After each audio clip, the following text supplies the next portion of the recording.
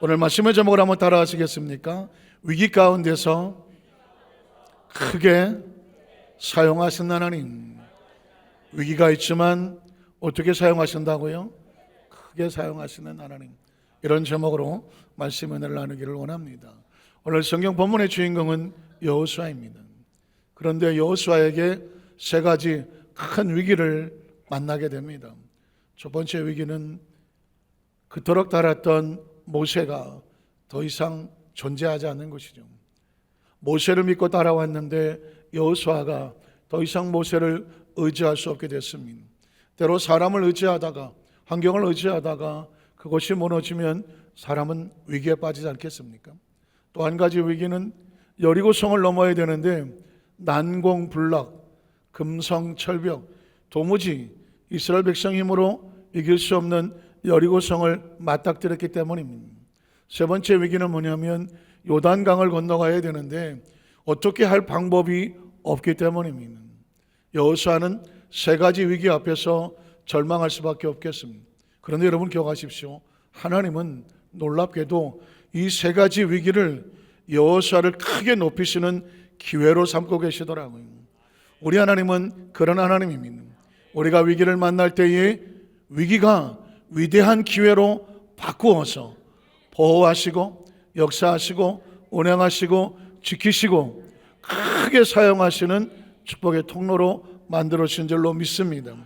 우리 장로님 절박하게 기도하신 것처럼 지금 대한민국, 작금의 대한민국은 거대한 위기 가운데 있는 것처럼 보입니다. 정치, 경제, 사회, 교육 모든 분야에서 위기로 보입니다. 오늘 저와 여러분의 삶의 현장 가운데도 크고 작은 위기들이 있을 수 있습니다. 그러나 우리는 하나님을 믿습니다. 하나님은 그 위기 가운데서 크게 사용하시는 모습을 보여주고 있기 때문입니다. 오늘 말씀을 함께 나눌 때에 저와 여러분의 삶 속에 크고 작은 위기가, 한숨 쉬게 하는 위기가, 두렵고 떨리게 하는 위기가 놀랍게도 전혀 생각지 못했던 하나님의 방법으로 크게 역사하시는 축복의 주인공이 되시기를 주의 이름으로 축복합니다. 우리 첫 번째로 모세가 죽고 난 다음 도리어 크게 여호수아를 사용하시는 하나님 모습을 발견하게 됩니다. 자, 그림 하나를 보여드리겠는데요. 무슨 그림일까요? 누군가 한 사람을 놓고 안수하고 있습니다. 그 누군가는 모세입니다. 하나님으로부터 여호수아에게 안수하여 그를 후계자로 삼게 해라. 그래서 이 젊은 여호수아는 모세의 안수를 받고 드디어 이스라엘의 후계자가 됩니다. 아마 이때까지만 생각하더라도 여호수아는 별로 걱정이 없었을 겁니다. 누가 있기 때문에? 모세가 있기 때문이죠. 모세가 어떤 사람입니까? 출애굽 전에 애굽의 10가지 재앙을 내리게 했던 손입니다. 애굽의 왕들, 그들이 섬겼던 신들을 초토화시켜버린 그 강력한 능력의 선지자가 모세였기 때문이죠. 홍해수를 건널 때 어떻게 했습니까? 한가운데 모세가 지팡이를 들고 홍해수를 갈랐습니다. 이스라엘 백성은 마른 땅처럼 지나갔습니다. 그거를 여호수아는 눈앞에서 보았기 때문입니다. 아말렉과의 전쟁에서 모세가 손을 들면 누가 이기고? 이스라엘이 이기고, 모세가 손을 내리면 아말렉이 이기더라. 그 현장에 직접 싸웠던 말이 여호수아였기 때문이죠. 만나와 메추라기로 광야를 지나갔고 구름기둥 물기둥이 그들을 보호했었습니다. 그러니까 광야를 지나는 동안에 안전하게 지날 수 있던 것은 누구 덕분이다? 모세의 덕분이었었죠. 여호수아는 그걸 너무나 잘 알고 있기 때문에 그런 모세가 자기에게 안수를 했습니다. 그 모세가 자기와 함께 있습니다. 염려할 것이 없잖아요. 그런데 덜커덕 문제가 생겼습니다. 더 이상 모세가 보이지 않습니다. 하나님께서 그의 수명과 사명을 다하시고 하나님께서 불러가셨습니다. 이제 여호수아는 덜커덕 홀로 남았습니다. 혹시 그런 기분 아십니까? 누군가를 의지하고 어떤 환경을 의지했는데 어느 날 갑자기 아무것도 안 남아있고 홀로 남겨지는 그 처절한 심정, 위기, 두려움, 공포, 절망. 그런데 여러분, 이 상황 가운데 하나님은 여호수아에게 이렇게 말합니다. 넌 위기를 만난 게 아니야. 모세가 없다고 절대로 절망하고 좌절하지 마라. 이제부터 내가 너희에게, 그 여호수아에게 새로운 비전을 주겠다. 그러면서 말씀을 주시는 장면이 여호수아 1장에 나오는 것이죠. 1장 1절로 4절을 보겠습니다. 모세의 죽음 이후에 여호수아를 향한 말씀입니다. 자, 야훼의 종 모세가 어떻게 됐습니까? 죽었습니다. 때로 성경을 읽다가 보면 성경은 디테일하고 때로 매우 잔인하고 현실적입니다. 모세가 죽었습니다. 그 놀랍게 이스라엘의 위대한 지도자 모세도 수명을 다하고 사명을 다하니까 죽는 거죠. 모세가 죽었습니다. 그 다음엔 슬픔과 아픔의 장면이어야 되는데 하나님은 전혀 요동하지 않습니다. 야훼께서 모세의 수종자 눈의 아들 여호수아에게 말씀하여 이르시되 뭐라고 말할까요? 여호수아야, 큰일 났다, 모세 죽었다, 이렇게 말했을까요?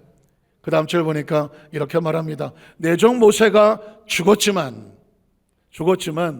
이제 너는 이 모든 백성과 더불어 일어나라, 이 요단을 건너라, 내가 그들 곧 이스라엘 자손에게 주는 그 땅으로 전진해 가라. 하나님은 전혀 요동하지 않습니다. 두려워하지 않습니다. 당황하지 않습니다. 힘들어하지 않습니다. 오히려 여호수아에게 강력한 비전을 선포합니다. 내가 모세의 말한 바와 같이, 약속했던 것 같이 너희 발바닥으로 밟는 곳을 모두 내가 너희에게 이미 주었다고 말씀합니다. 그래서 어떻게 하라고요? 곧 광야와 이 레반에서부터 큰 강, 곧 유브라데강까지 해족속의 온 땅과 더해지는 쪽 대해까지 이미 너희 영토가 되리라고 말씀했습니다. 그리고 이어서 말씀합니다. 5절에 보면은 내 평생에 너를 능히 대적할 자가 있다 없다? 없을 것이다. 이게 무슨 말입니까? 지금 아무도 없는데, 모세가 옆에 없는데, 아무런 경험도 없고 어떻게 꿈도 없고 비전도 없어 보이는데 하나님은 여호수아에게 말합니다. 내 평생에 너를 능히 당할 자가 없을 거다. 어떻게? 그 다음 절에 보니까 내가 모세와 함께 있었던 것 같이 누구와 함께 있을 것이다? 너와 함께 있을 것이다. 지금 하나님은 여호와의 의식을 바꾸고 있습니다. 생각을 바꾸고 있고요, 그 머릿속에 있는 기억을 바꾸고 있습니다. 가지고 있는 상상을 바꾸고 있는 것입니다. 여호와의 머릿속에 기억과 상상은 뭘까요?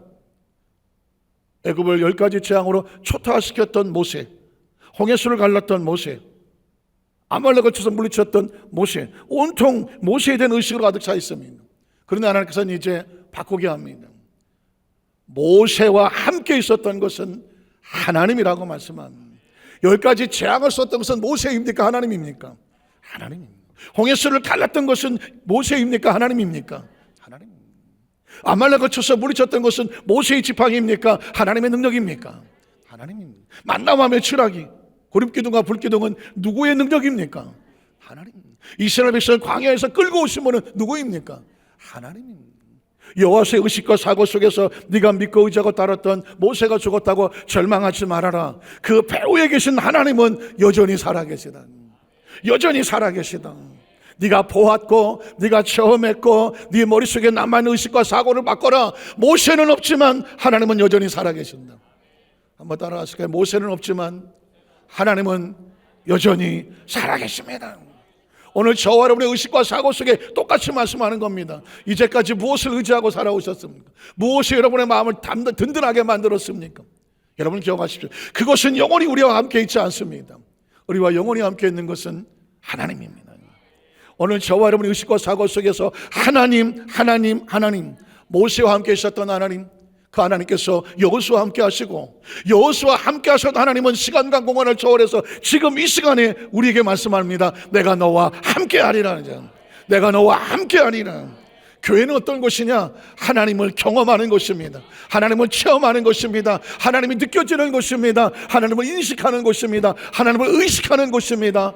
하나님의 모습이 내 안에 가득 채워지는 것입니다. 성경의 목적은 다른 것이 없습니다. 그 절박한 상황 속에도 하나님은 여전히 너와 함께 하신다는 거예요. 저는 이 말씀 붙잡고 얼마나 많이 울었는지 몰라요. 나이 30에 이제 전도사를 출발하고 해야 되는데, 하나님, 제가 무엇을 할 수 있겠습니까? 나이 35에 고향시는 교회 담임 목사로 발령을 받고 가는데 내가 뭘 할 수 있겠습니까? 그때마다 하나님 여호수아 1장 5절 이하를 말씀을 저에게 주셔. 벗어주시오.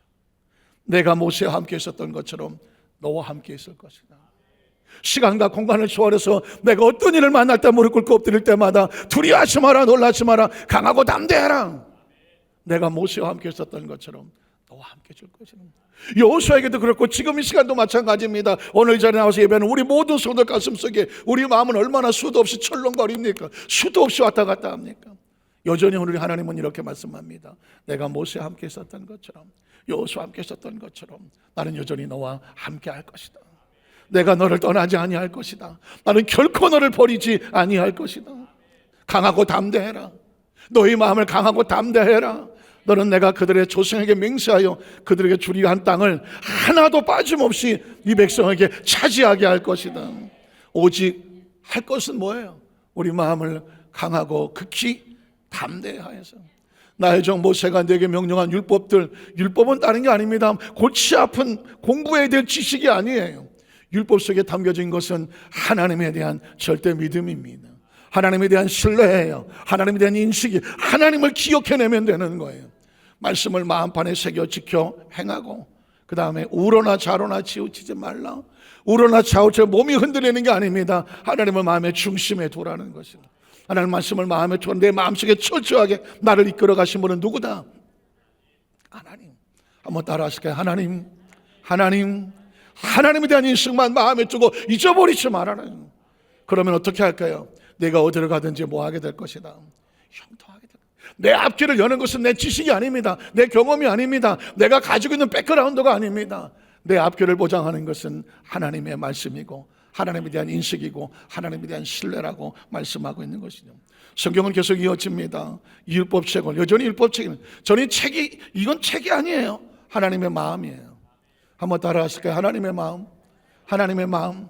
저는 강단에 서서 여러분에게 공부를 하고 있지 않아요. 강의하고 있지 않아요. 세미나하고 있지 않아요. 하나님의 마음을 제 마음속에 주신 것을 여러분의 마음속에 하나님의 마음이 실려지기를 축복합니다. 하나님 마음이 느껴지기를 축복합니다. 하나님 마음이 가득 채워지기를 축복합니다. 왜냐하면 하나님의 마음만 알면 이 세상 어디를 갔다 나와도 두려울 것이 없거든요.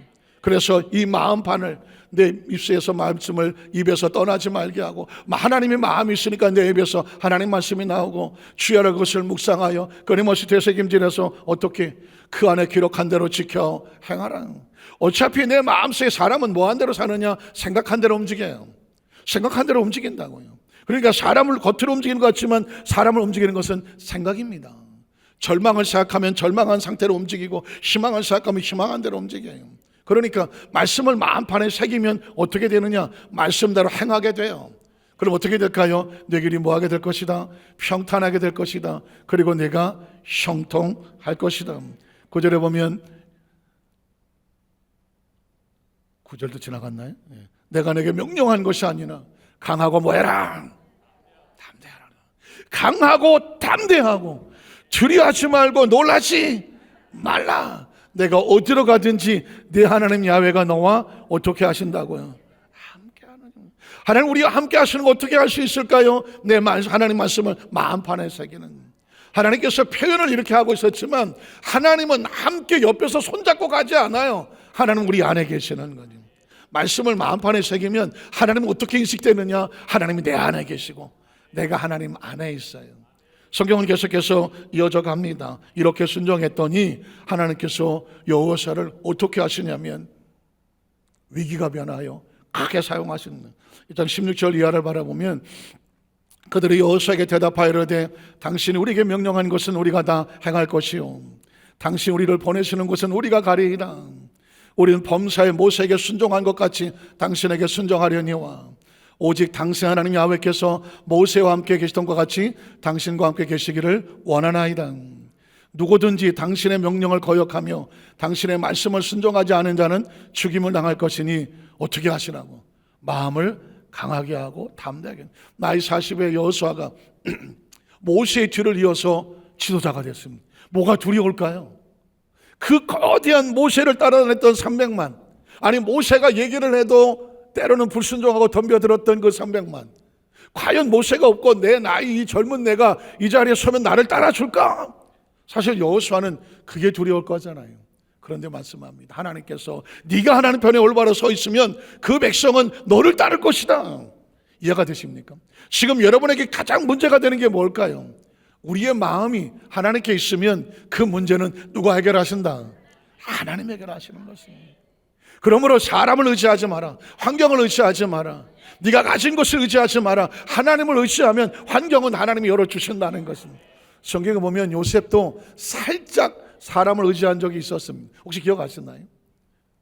왕의 감옥에 들어갔을 때에 술 맡은 관원의 꿈을 해몽해 줍니다. 그래서 술 맡은 관원이 복직이 됩니다. 복직하러 나가는 날 요셉이 그 술 맡은 관원에게 간곡한 청을 하나 하죠. 장관님, 복직이 되시거든 왕에게 제발 좀 나의 억울한 사정을 말해 주시오. 내가 지금 억울하게 여기 들어와 있으니까 나는 여기 들어올 죄를 범한 사람이 아닙니다. 제발 나를 이 억울함을 풀어주셔서 감옥에서 나가게 해주십시오. 이렇게 말했습니다. 그 술 맡은 관원은 그럼 내가 나가서 얘기해 줄게. 그리고 나갔습니다. 그런데 하루 이틀 아무리 기다려도 술 맡은 관원으로부터 소식이 오나요, 안 오나요? 안 옵니다. 왜 안 올까요? 까맣게 잊어버려요. 술을 워낙 많이 쳐드셔갖고 기억이 안 나. 반대 생각해 보자고요. 요셉 입장에서 볼 때는 철석같이 약속하고 나갔어. 왕이 내 억울함을 알면 나를 여기서 풀어주겠지, 이것만 기다렸어. 그러나 그 술 맡은 관원은 전혀 기억을 못했습니다. 요셉은 실망했을 수도 있어요. 그러나 기억하십시오, 그게 요셉에게 축복일까요? 아픔일까요? 축복입니다. 내가 믿었던 사람이 철석같이 믿었던 사람에게 배신을 당하고 때로는 그로부터 오히려 까맣게 잊어버리는 소식이 오르지 않더라도 처절하게 절망할 이유는 없습니다. 왜냐하면 요셉은 왕의 감옥에서 일찍 나가는 게 축복이 아니에요. 거기서 때가 되면 왕의 꿈을 해몽하고 애굽의 총리가 되는 게 축복이에요. 하나님의 축복과 우리가 해갈 축복의 방향이 달라, 결이 달라, 목적이 달라. 그러므로 기억하십시오. 혹시 이때까지 여러분 삶을 살아오면서 여러분을 진짜 도와주고 은혜를 베풀었던 사람이 있다면 그 은혜를 잊지 마십시오. 그리고 그 배우에게 있었던 하나님을 잊지 마십시오. 반대로 여러분의 가슴에 아픔을 주고 상처를 주고 등에 비수를 꽂는 것 같은 아픔에 상처 준 사람이 있다고 할지라도 그 사람을 미워할 필요는 없습니다. 때로 하나님께서 그런 나를 잊어버리게 하고 내가 혹시라도 이쪽 문으로 나갈까 봐 이쪽 문 닫게 하고 저쪽 문으로 인도하고 저쪽 문을 막았을 땐 또 글로 나갈까 봐 이쪽으로 인도함으로 말미암아 결국은 합력하여 선을 이루어 주시는 줄로 믿습니다. 그러므로 우리를 위기 가운데 크게 하시는 건 사람과 환경이 아니에요, 하나님입니다. 두 번째로 여리고 성 앞에서 그 정탐한 결과를 통해 크게 사용하시는 하나님입니다. 자, 여러분 혹시 기억하십니까? 민수기 13장에 보면 참 안타까운데 이게 상식적으로 계산이 300만이 10명의 정탐꾼으로부터 처절한 보고를 듣습니다. 그 땅의 거민은 장대같이 크고 안악자손은 키가 2m 70 정도 되는 거인족이거든요. 근데 우리는 메뚜기 한 10cm도 안 되는 메뚜기처럼 초라하다. 혹시 그려지십니까? 여러분의 머릿속에 상상을 해보십시오. 그 10명의 정탐꾼이 가나안 땅을 정탐하고 왔는데 그 땅의 거민이 장대같이 크대. 키가 2m 70이야. 그런 2m 70자들이 그 가나안 족속에 두글두글해. 그리고 우리는 그 사람들 보기에 메뚜기 10cm짜리도 안 되는 메뚜기처럼 초라해. 한번 싸울 수 있겠어요? 없겠어요? 갑자기 메뚜기 튀김 생각만 나고 아무 생각이 없어요. 아니, 한번 보자고요. 여러분의 머리 상상을 해보세요. 2m 70짜리 거인들하고 싸워야 되는데 우린 10cm짜리 메뚜기처럼 초라해. 거기 대들었다가는 우리 처자들 다 짓밟혀 죽을 것 같아. 괜히 언감생심, 괜히 문지방만 넘었다가는 그 거인족 속에 다 패할 것 같고 우리는 겨우 빠져나왔는데 하나도 못 살아날 것 같아. 그런 마음속에 어떤 생각이 들어요? 두려움이 다가오죠. 아, 괜히 나왔구나. 우리 여기를 왜 나오게 한 거야? 아니, 저 모세가 날 끌고 왔지. 모세가 끌고 왔는데 뒤에 하나님이 계시지. 하나님이 우리를 죽이려고 끌고 왔구나. 여러분, 이렇게 상상합니다. 이렇게 상상하니까 어떻게 되면 희망이 없습니다. 300만이 어떻게 죽었느냐? 절망에 죽었습니다. 300만을 만약 화살로 쏘면 몇 발이 필요해요? 300만 발이 필요해요. 칼질을 했다면 300만 칼질이 필요해요. 도대체 300만을 어떻게 죽입니까? 못 죽입니다. 한 방에 날아갈 수 있습니다. 어떤 한 방? 절망은 300만 아니야? 3천만도 죽입니다. 이 절망이라는 것이 얼마나 무서운지 아십니까? 인간은 절망에 처박히면 절대로 못 일어납니다. 300만, 3천만 아니야, 3억이라도 인간은 절망에 빠지면 꼼짝하지 못합니다. 이스라엘 300만은 절망에 빠졌습니다. 하나님을 잃어버리고 절망에 빠져서 광야의 뼈를 먹고 말았습니다. 그러면 과연 여리고성의 사람들은 정말 장대같이 크고 무시무시하게 생겨서 이스라엘 300만이 올 때 하이 저 자식들 저거 아무것도 아닌 것들이 왔네 하면서 웃으면서 기다리고 있었을까요? 성경에 보면 기가 막힌 일이 벌어집니다. 기생 라합의 이야기를 들어보면 여호수아 2장 8절 이하를 보면 이 여리고성 사람들은 이스라엘 백성을 보고 어떻게 하고 있었냐면 또 그들이 눕기 전에 라합이 지붕에 올라가서 그들에게 이르되 말하되 야훼께서 이 땅을 너에게 주신지를 내가 안 돼. 여리고성 사람들은 야 이스라엘 300만이 온다. 저 이스라엘 300배 뒤에는 누가 있다? 하나님이 계신다. 그러므로 우리는 꼼짝없이 죽었어. 이 땅은 이미 누구 땅이야? 이스라엘 백성 땅이야. 그래서 어떻게 그 다음에 보면은 우리가 너희를 심히 뭐하고 있어? 두려워하고 있고 이 땅의 주민들이 다 너희 앞에서 간과 쓸개가 녹았어. 간담이 녹았어. 이는 너희가 애굽에서 나올 때에 너희 배후에 누가 있어? 하나님이 너희 앞에서 홍해물을 마르게 하신 일과 너희가 요단 저쪽에 있는 아모리 사람의 두 왕 시온과 오게 행한 일을 그들을 전면시킨 일을 우리가 다 들었어. 듣고 나니까 어때요? 듣자마자 마음이 물같이 녹았어. 그리고 너희로 말미암아 사람이 정신을 잃었어. 이스라엘 백성 뒤에 하나님이 함께 오시다는 얘기를 들고 이 가나안 족속들은 다 정신을 잃고 이미 혼비백산이야. 너희 하나님 야훼는 위로도 하나님, 하늘에서 하나님이고 땅에서도 하나님이래. 그래서 어떻게? 그러므로 이제 청하거니 우린 다 죽었으니 내가 너희를 선대하였은즉 어떻게 하라고? 너희도 내 아버지 집을 선대하도록 야훼를 내게 맹세하고 내게 살려준다는 징표를 내라. 그리고 나의 부모와 나의 남녀 형제와 그들에게 속한 모든 사람을 살려줘서 우리 목숨을 어디서 건져내라고? 죽음에서 건져내리. 죽음에서. 여러분 보십시오. 이스라엘 10명이 정탐꾼이 가서 아이고 저기 들어갔다 우리 다 죽었다고 절망하고 이제는 죽었다고 밤새 통곡하고 있는 순간에 저 여리고성은 아이고 우리도 죽었다고 다 절망하고 있어. 무엇이 도대체 이스라엘 300만을 이렇게 무섭게 만들었을까요? 지레 짐작으로 무너진 것입니다. 저는 이 장면을 보면서 혹시 아십니까? 밀림의 왕 사자가 이 밀림에서 나보다 큰 것을 나와보라 그래. 매일 저녁 자신의 용맹함을 들으면서 여우를 데리고 밀림을 위세하고 다닙니다. 그런데 어느 날 그 밀림에 호랑이라는 놈이 하나 새로 이사를 왔다고 합니다. 호랑이가. 그래서 여우가 와서 보니까 뭐 호랑이 아무것도 아니에요. 저 정도는 우리 대왕 사자가 얼마나 이길 수 있겠다. 그래서 이렇게 말합니다. 대왕이시오, 호랑이란 놈이 하나 왔다는데 오늘 가셔서 저 호랑이를 갖다가 코를 팍 죽여주시고 왕 앞에 무릎을 꿇게 하십시오. 그랬더니 그래 가자. 그래서 호랑이 굴에 갔습니다. 난생 처음 호랑이를 보는 겁니다. 호랑이 나와 했더니 그 굴에서 호랑이가 쓱 나오는데 사자가 갑자기 호랑이를 보자마자 정신줄을 놓고 나 빨리 가겠다 도망을 치는 거예요. 난생 처음 보는 호랑이를 보고 사자가 겁을 먹고 도망을 쳐요. 여우가 따라갈 수가 없어요. 왜 이러십니까? 대왕이요 저 아무것도 아닙니다. 아이고 나는 몰라 나 빨리 도망갈래. 정신을 차린 그 사자에게 여우가 묻습니다.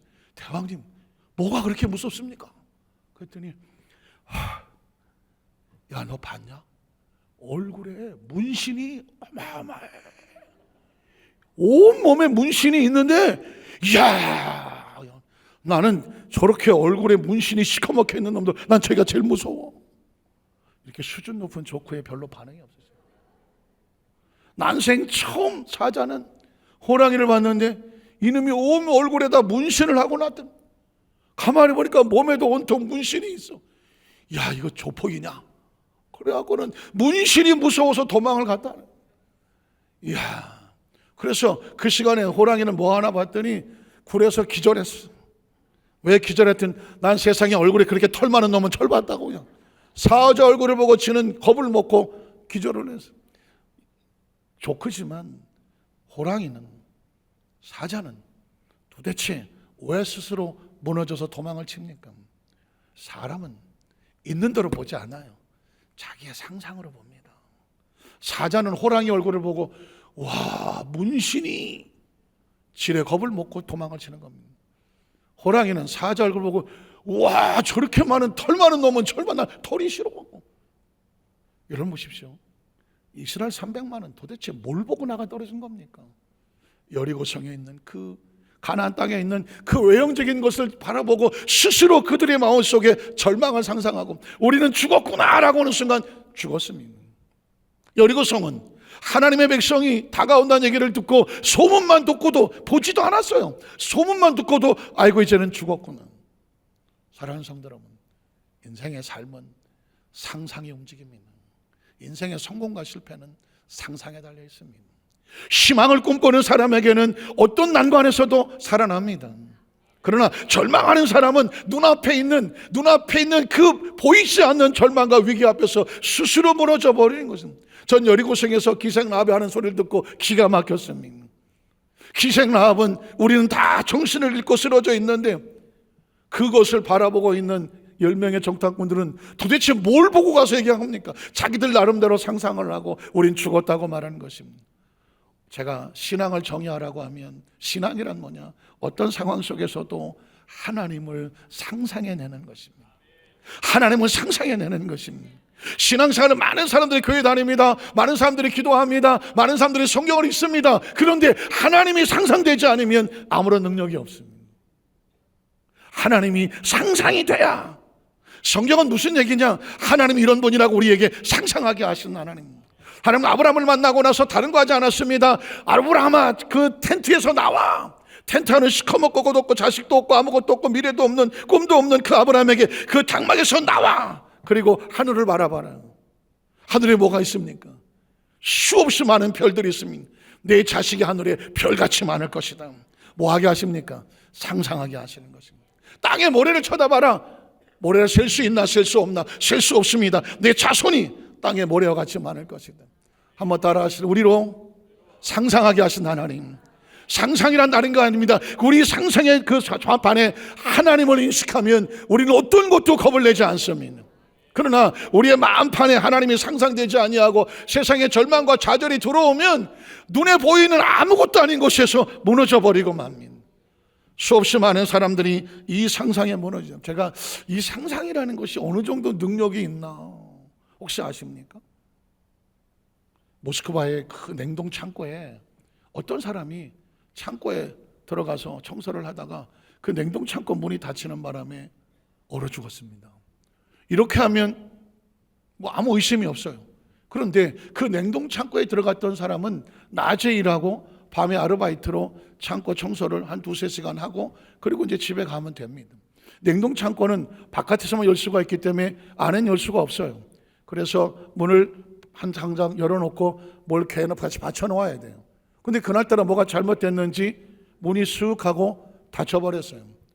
이젠 다음날 아침에 될 때까지 직원이 출근할 때까지는 못 나오는 거예요. 그런데 다음날 직원이 와서 냉동 창고 문을 열었다가 깜짝 놀랐어요. 그곳에 한 사람이 빳빳하게 얼어 죽어 있는 것을 보았습니다. 그리고 그 사람이 적어놓은 것을 보았더니 12시다. 영하 4도. 1시다. 영하 8도. 3시다. 영하 15도. 난 이제 얼어 죽는구나. 그리고 얼어 죽었어요. 그런데 진짜 이 상태를 보면 얼어 죽는 게 맞는데 혹시 기억하시겠지만 이 창고는 이미 오래전에 고장나서 더 이상 전기가 꽂혀있지 않은 창고였습니다. 그러니까 얼어 죽을 일이 없는 창고예요. 그럼 도대체 무엇이 이 사람을 얼어 죽게 만들었을까요? 상상입니다. 내가 지금 얼음 창고에 갇혔다. 내일 아침까지는 문을 열어줄 때까지 난 못 나간다. 이 창고의 온도는 영하 15도, 20도까지 내려간다. 나는 이 안에 갇혔으니 이제 내 몸이 서서히 얼어간다. 영하 4도구나, 영하 8도구나, 영하 15도구나, 나는 죽는다. 이렇게 얘기하면 설마 그런 일이 있겠어? 여러분 보십시오. 상상이 어느 정도 힘이 있냐면 혹시 상상 임신 혹시 들어보셨습니까? 상상 임신 해보셨습니까? 제가 의정부에서 교구장을 할 때였는데 어떤 구역장 하나예요. 한 5살짜리 아들 하나 데리고 오면서 저 전도사 때니까 전사님 저 둘째 아이를 가져야 되는데 기도를 해주세요. 그래서 예 기도를 했었어요. 근데 어느 날 아유 전사님 저 임신했어요. 그리고 와요. 아 할렐루야 감사하다. 그러더니 막 진짜 살도 이만하게 찌고 배도 이렇게 나오고 막 얼굴도 이렇게 해서 그래서 기도를 했어요. 그런데 한 3, 4개월, 6개월 가까이 됐는데 이분이 갑자기 수해변 가는데 얼굴이 막 눈물을 팍팍 흘리고 이렇게 들어왔어요. 전사님, 왜요? 무슨 일이 있어요? 그랬더니 저 임신인 줄 알았는데요. 그래서, 임신이 아니래요. 배가 그렇게 나왔는데? 그 뭐래요? 그랬더니 상상 임신이야. 의사가 말하는 초음파를 찍었는데 애가 없어. 뱃속에 애가 없어. 뱃속에 애가 없는데 이 사람은 자기가 상상으로 임신했다고 하니까 온 몸이 임산부의 몸을 만들었어요. 심지어 배도 나왔어. 아무것도 없는데. 혹시 여기까지 얘기하면 그렇겠지. 상상이 얼마나 얼마나 엄청난 능력을, 현실을 갖고 오냐면, 저는 엊그저께 세상에 이런 일이 그 프로그램 가끔씩 보는데, 태어난 지 한 일주일도 안 된 고양이 새끼가 어떻게 들어간지 모르겠지만 어느 집에 어미 개, 그 개 집 안에 들어왔어. 그런데 그 어미 개가 그 고양이를 자기 새끼처럼 핥고 계속 품어. 신기한 것은 이 고양이 새끼가 어미 개의 그 젖을 물고 젖을 먹고 있는 거예요. 아니, 그 어미 개는 젖이 나올 수가 없어요. 지금 새끼를 베고 배를 아기를 낳아야 새끼를 낳아야 젖이 나오지. 그래서 수의사가 와서 점검을 했어요. 얘는 임신도 아니고 젖이 나올 수가 없어. 그런데 젖이 쭉 짜보니까 계속 나와. 결론은 하나. 이 어미개는 그 새끼를 품고 있는 동안에 자기가 새끼를 낳았다고 상상을 했어. 상상만 했을 뿐인데 개가 상상을 했는데도 개 몸에서 젖이 나오는 거예요. 무슨 얘기를 하고 있는지 아십니까? 상상은 현실을 만들어요. 한번 따라하시죠. 상상은 현실을 만들어요. 좀 더 심각하게 말하면 지금의 현실은 저와 여러분의 지난 삶 속에서 상상했던 거예요. 느끼든 느끼지 않던 생각 속에 상상했던 것이 현실을 만들어서 여기까지 와서 만든 거예요. 이 원리를 안다고 하면 아주 중요한 걸 앞으로 우리의 머릿속에, 생각 속에 철저하게 우리는 우리의 상상을 지켜야 돼요. 가만히 있다 보면 별의별 상상들이 정신없이 마귀는 우리의 마음속에 상상을 공격해. 쓸데없는 생각, 염려 생각, 걱정하는 생각, 세상에 여기저기 돌아다니는 생각, 뭔가 내 머릿속에, 내 마음속에 절대 품지 않아야 될 생각과 상상들이 끊임없이 우리 마음속에 치고 들어와. 그걸 그대로 내버려 두면 상상이 현실을 만들어. 내 삶에 어느 날 보면 내 속에 모든 것들은 어느 날 우연히 있는 것은 없어. 내가 다 언제인지 모르지만 의식하고 상상하고 생각하고 또 말이 되고 했던 것들이 내 삶에 와서 여기저기 눌러 앉아 있는 것입니다. 여러분 보십시오. 오늘 성경 속에서 왜 여리고성에서 기생라합과 그 사람들은 다 주저앉아 있었다는 것을 보여주고 있을까요? 그들은 절망하고 그 절망 앞에 이미 정신을 잃었어요. 그런데 이스라엘 백성들은 왜 이것도 하지 못하고 스스로 300만이 무너졌을까? 싸움만 해보지 못하고 절망의 상상입니다. 하나님은 오늘 이 여리고성 앞에서 있는 이 모습을 통해서 여호수아에게 어떤 모습을 주느냐? 그 잘못된 상상 앞에 서가 아니라 하나님의 비전과 꿈을 새롭게 품게 해주는데 2명의 정탐꾼이 와서 여리고성은 이렇습니다 라고 말을 해요. 22절 24절에 보면 그 주정탐꾼의 보고를 봅니다. 사실은 성경 속에 있는 이야기들은 모두 다 읽는 순간 우리 머릿속에 상상이 돼요. 지금 이 순간도 여러분의 마음속에 제가 설교를 하고 있지만 전 여러분의 귀에 대고 말하지 않아요. 여러분의 생각에, 여러분의 마음속에 하나님의 마음을 그리고 있어요. 예배란 뭐냐? 여기서 하나님의 마음과 하나님의 말씀을 마음속에 새기고 하나님의 상상을 품고 가는 거예요. 그래야 그 상상으로 세상을 향해서 수없이 많은 절망의 상상이 다가올 때 그걸 이겨낼 수 있는 힘은 뭘까? 하나님의 주시는 말씀의 상상이에요. 자, 공복해 보겠습니다. 그들이 산에 이르러 뒤쫓는 자들이 돌아기까지 사흘을 거기 머물매 뒤쫓는 자들이 그들을 길에서 두루 찾다가 찾지 못하니라. 그 2사람이 돌이켜 산에서 내려와 강을 건너 눈의 아들 여호수아에게 나아가서 그들이 겪은 모든 일을 고하고 또 여호수아에게 이르되 진실로 야훼께서, 잘 들어보십시오, 그 2 정탐꾼이 여리고성을 보고 와서 진실로 야훼께서 그 온 땅을 우리 손에 주셨으므로, 자, 그 땅의 모든 주민이 우리 앞에서 간담이 녹아 있습니다. 그럼 어떡하라고? 여리고성을 바라보면서 미리 상상하지 말라고. 그 금성 철벽, 난공불락 어떻게 넘어갈지 계산하지 말라고, 절망하지 말라고, 낙심하지 말라고. 그 백성은 이미 다 하나님 백성들 앞에서 간담이 녹아서 무너져 있으니까 어떻게 하라고? 하나님 믿고 전진하여 나가라고. 예수님을 구주로 믿으시면 아멘 하시기 바랍니다. 여러분, 이 강단에 서 있는 십자가는 왜 걸려 있을까요? 저 십자가는 하나님을 상상하라고 걸려 있는 것입니다. 저 십자가를 바라볼 때 예수님께서 몸짓고 피 흘려 죽으신 곳에서 저와 여러분의 죄를 위해서 과거, 현재, 미래의 죄를 다 씻겨주심으로 저기서 십자가에 달리셨어요. 그 예수의 십자가 달린 모습을 보면서 우리는 십자가에 내려와서 의로운 존재로 지금 살고 있는 저와 여러분의 모습을 상상하게 만드는 거예요. 지금 저와 여러분이 예수를 구주로 믿음으로 우리 의로운 자가 되었습니다. 깨끗한 자가 되었습니다. 여러분 자신이 여러분을 그렇게 보여야 돼요. 한번 따라하세요. 나는 예수님 안에서 의로운 자가 되었습니다. 깨끗한 자가 되었습니다. 용서받은 자가 되었습니다. 하나님의 자녀가 되었습니다. 축복받은 자가 되었습니다. 치료받은 자가 되었습니다. 천국 백성이 되었습니다. 여러분 스스로 여러분을 바라보셔야 돼. 여러분이 상상이 돼야 돼. 여러분이 누구인지 서로 인식하고 의식하고 이 십자가를 바라보면서 내 모습을 바라보셔야 돼. 내가 나를 상상하지 아니하면 아무도 내가 누군지 말해주지 않아. 그러므로 예배는 뭐냐? 예배는 뭐냐? 여러분이 말씀을 듣는 가운데 성경 지식이 늘어나라고 서 있는 거 아니에요. 이 시간 저와 여러분의 모습을 말씀을 통해서 새로워진 모습을 바라보라고, 가슴에 품으라고, 상상하라고. 저는 오늘 아침에 새벽에 일어나서 하나님 여의도 안산교회 이 성전을 모든 성도들이 베데스다 연못에 들어오는 성도들의 모습이 보여지게 하여 주시옵소서. 베데스다 연못은 성경 속에 저 이스라엘에 있지 않아. 베데스다 연못은 우리 마음속에 있어.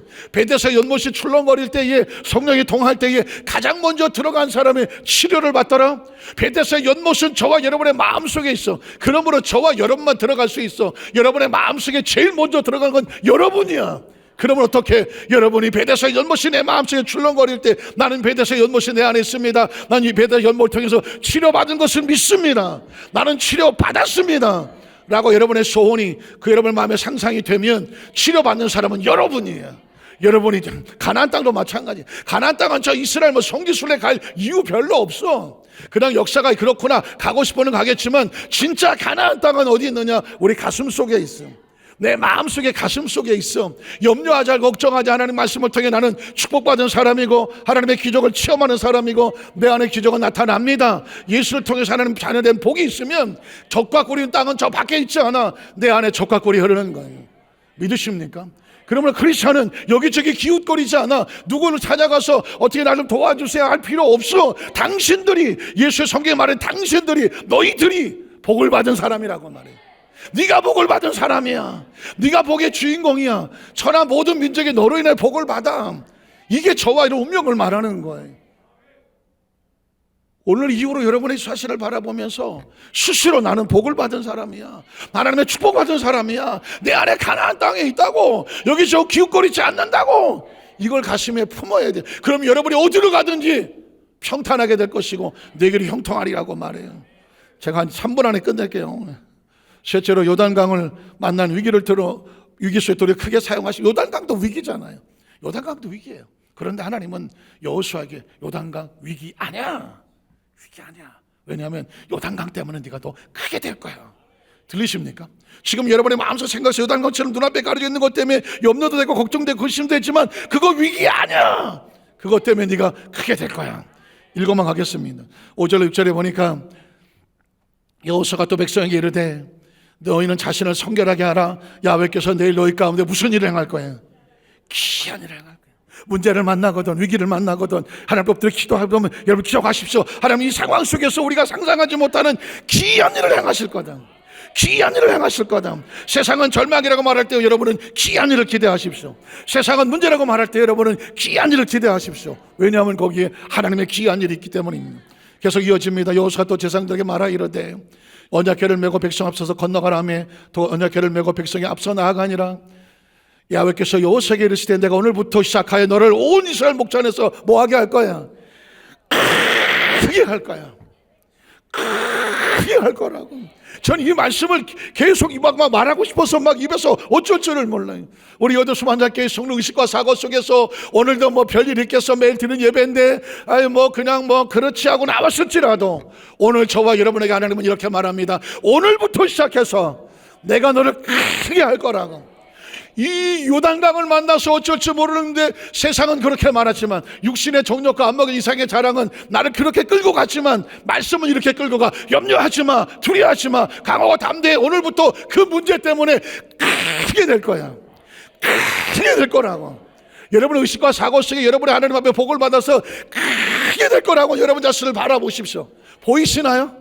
보이시나요? 보이시나요? 여러분이 문제를 뛰어넘는 모습이 보이시나요? 물이 여리고성이 무너지는 모습이 보이시나요? 요단강이 갈라지는 모습이 보여지시나요? 모세는 없지만 하나님 함께 하셔서 너를 여러분이 사용하신 모습이 보이시나요?